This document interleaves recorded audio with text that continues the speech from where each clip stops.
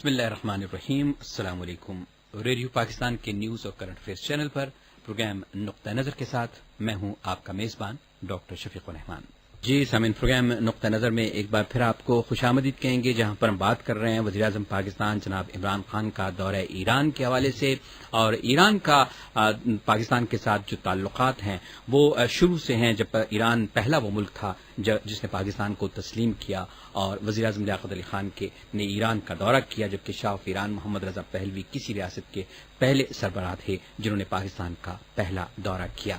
यूं पाकिस्तान और ईरान के जो ताल्लुकात हैं वो पाकिस्तान बनने के फौरन बाद जो हैं वो मुस्तहकम होना शुरू हुए और आज तक वो मजीद मुस्तहकम होते चले जा रहे हैं। यकीनन पाकिस्तान और ईरान के माबैन कुछ गलतफहमियां भी रही हैं, लेकिन उन गलतफहमियों को हमेशा बातचीत के जरिए जो है वो दूर किया गया।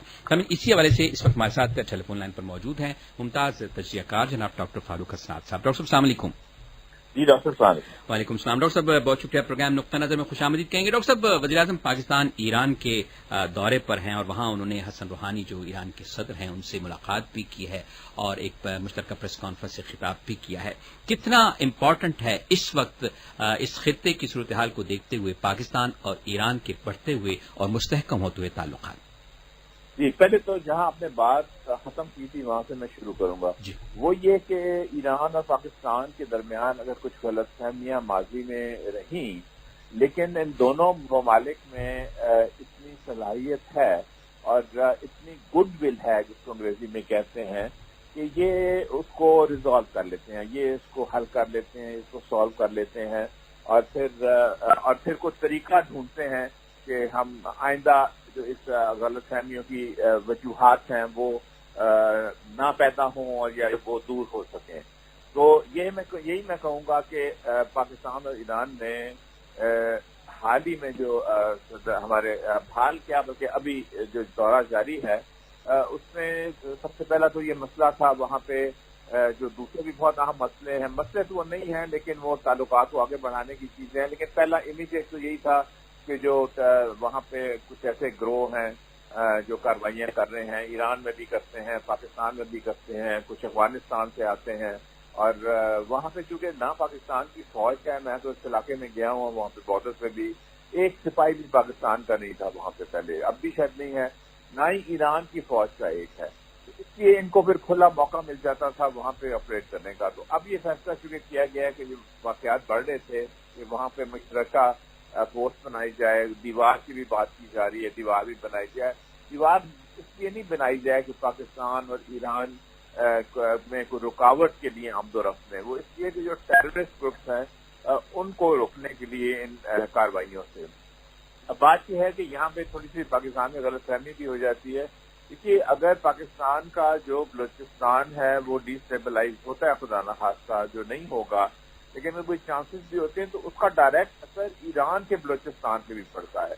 तो इसलिए ईरान तो कभी भी नहीं चाहेगा कि पाकिस्तान के बलूचिस्तान में कोई भी इस किस्म की कार्रवाई हो जिससे वो डिस्टेबलाइजेशन हो, यही पाकिस्तान नहीं चाहेगा। अब दूसरा मसला ये है कि इस तरह ताल्लुकात को मजीद जो मौके पाकिस्तान को मिले, तजारत है या दूसरे, वो उनको आगे बढ़ाया जाए। हम जानते हैं कि अमेरिका ने अपने सैंक्शंस लगाए हुए हैं, लेकिन हम ये भी जानते हैं कि तुर्की हुआ, दूसरे ऐसे ममालिक हुए जो कि सैंक्शंस को मैं ये तो नहीं कहूँगा वायलेट करते हैं, लेकिन वो ऐसे कुछ तरीके निकाल लेते हैं जिससे वो अमेरिकन सैंक्शन से भी बच जाते हैं और ईरान के साथ तजारत और दूसरे मामलात को भी आगे बढ़ाते हैं। पाकिस्तान को भी यही सोचना पड़ेगा, आउट ऑफ द बॉक्स जाके भी सोचना पड़ेगा कि सबसे पहले तो जो गैस पाइपलाइन है, पाकिस्तान में अभी तक एनर्जी का क्राइसिस दूर नहीं हुआ पूरी तरह और पाकिस्तान को गैस चाहिए। अगर पाकिस्तान ने और तरक्की करनी है, इंडस्ट्री अपनी बनानी है, तो गैस चाहिए उसके लिए। तो अगर अमेरिका की उसमें जद में आ रहा है वो सेक्शन में, तो तरीके ढूंढे जा सकते हैं जिससे कि वो ये गैस पाइपलाइन भी हो जाए और मजीद जो दूसरे जॉइंट वेंचर्स हैं, दूसरी जो तजारत के मामलात हैं वो भी हो जाए।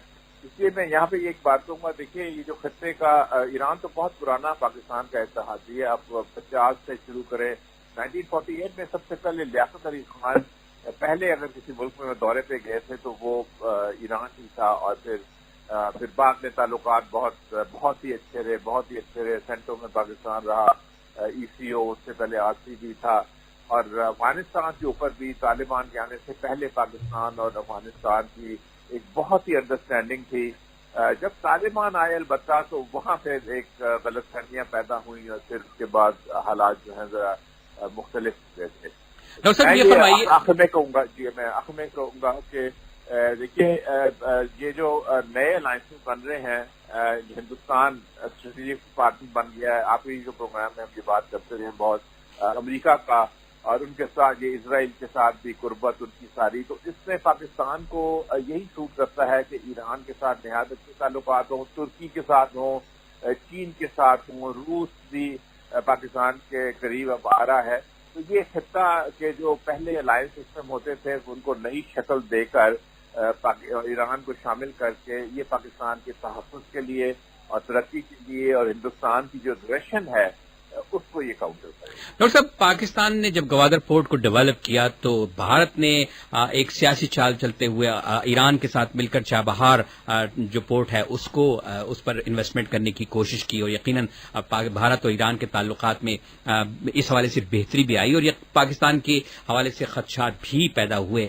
پھر جب گوادر میں کے قریب آئل ریفائنری لگانے کا اعلان کیا سعودی عرب نے, تو ایران میں کچھ خدشات پیدا ہوئے. تو آپ سمجھتے ہیں کہ ایران اور پاکستان کے حوالے سے جو ایک دوسرے کے خلاف خدشات ہیں, وزیراعظم پاکستان کا یہ دورہ جو ہے ان خدشات کو دور کرنے میں بہت معاون ثابت ہو سکتا ہے؟ بالکل ہو سکتا ہے جی. دیکھیے میں ایک بات بتاؤں آپ کو ڈاکٹر صاحب کہ ہمارے ان کے ساتھ کانفرنسوں پہ اور جو سیمینارز ہیں یہ اس معاملات پہ بہت بات ہوئی ہے. ایران کا دیکھیے میں پاکستان کو بلیم نہیں کر رہا, لیکن حالات ایسے بنے کہ ایران نے بار بار پاکستان کو کہا کہ دیکھیے چابہار فری پورٹ ہے, وہاں پہ کوئی جیسا جبل علی دبئی UAE میں فری پورٹ ہے, کوئی بھی آ کے یہاں پہ انویسٹ کر سکتا ہے, کوئی بھی, اور کوئی بھی وہاں پہ ہمارے ساتھ جوائنٹ وینچر بھی کر سکتا ہے. پاکستان کی جو پچھلی حکومت ہے اس سے بالکل وہ توجہ نہیں دی. یہ چونکہ لگے ہوئے تھے اپنے لنڈن میں اپارٹمنٹ بنانے اور دبئی میں یہ اپارٹمنٹ خریدنے میں, تو اس لیے وہ ابھی بھی کہتے ہیں جی وہ فری پورٹ ہے, وہ ہندوستان نے انویسٹمنٹ کیا تو آپ کو کون روکتا ہے کہ آپ انویسٹ کریں, آپ ان کے لیے راستہ بھی چھوڑتے ہیں. تو ہم نے وہ اسپیس ہندوستان کو خود دی تھی. لیکن میرا نہیں خیال کہ اس کی وجہ سے پاکستان کا اور جو ہندوستان جو ایران کے معاملات ہیں وہ اس کے اوپر اثر پڑے گا, کیونکہ ایران یہ اچھی طرح سمجھتا ہے کہ ہندوستان کو وہ کسی حد تک ہی چابہار میں انوالو کرے گا, کیونکہ ان کی اسٹریٹجک پورٹ ہے, وہ نہیں چاہے گا کہ ہندوستان وہاں پہ ڈومینیٹ کرے. اور یہ ہمیں نہیں بھولنا چاہیے کہ ہندوستان کے نہایت اچھے تعلقات ہیں UAE کے ساتھ.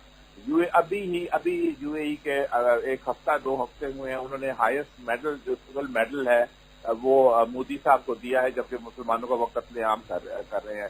وہاں پہ سب سے بڑا مندر اس پورے مشرق وسطیٰ میں جو سب سے بڑا مندر ہے وہ دبئی میں بن رہا ہے, اور وہ بھی مودی سرکار کی وہ مدد سے بنا رہے ہیں. اور ایران کے UAE کے تعلقات بہت خراب ہیں. تو اگر آپ یہ ساری ایکویژن دیکھیں تو اس ایکویژن میں میرا خیال ہے چابہار سے پاکستان کو نہیں UAE کو زیادہ خطرات ہیں. پاکستان تو بلکہ ایران نے آفر بھی کی ہے اور پاکستان نے اس کو مانا بھی تھا کہ اس کو ٹوئن پورٹ آپ ڈکلیئر کر دیں اور ایک دوسرے کو کمپلیمنٹ کریں. جو سینٹرل ایشیا کی طرف آپ راستہ کھولنا ہے, آپ یہ دونوں پورٹ کی مدد سے یعنی ٹوئن پورٹ کے طور پہ کام کریں. تو یہ ہندوستان کی انویسٹمنٹ ہے یا ان کے انٹرسٹ ہیں, میرے خیال یہ بہت ٹیمپرری چیز ہے, یہ زیادہ دیر نہیں چلے گی, اور پاکستان کو اس سے نہیں گھبرانا چاہیے. بلکہ ایران کے ساتھ جب آپ زیادہ سے زیادہ تجارت کریں گے, تعلقات آگے بڑھیں گے, تو وہ فیکٹر خود بخود کم ہوتا چلا جائے. بہت شکریہ ڈاکٹر فاروق حسنات صاحب کہ آپ نے اس حوالے سے اپنا نقطہ نظر پیش کیا. سامعین ممتاز تجزیہ کار ڈاکٹر فاروق حسنات ہمارے ساتھ ٹیلی فون لائن پر موجود تھے, جو پاک ایران تعلقات کے حوالے سے اور پاک تعلقات ایران تعلقات میں جو کشیدگی آتی رہی ہے, جو غلط فہمیاں پیدا ہوتی رہی, اس حوالے سے اظہار خیال کر رہے تھے.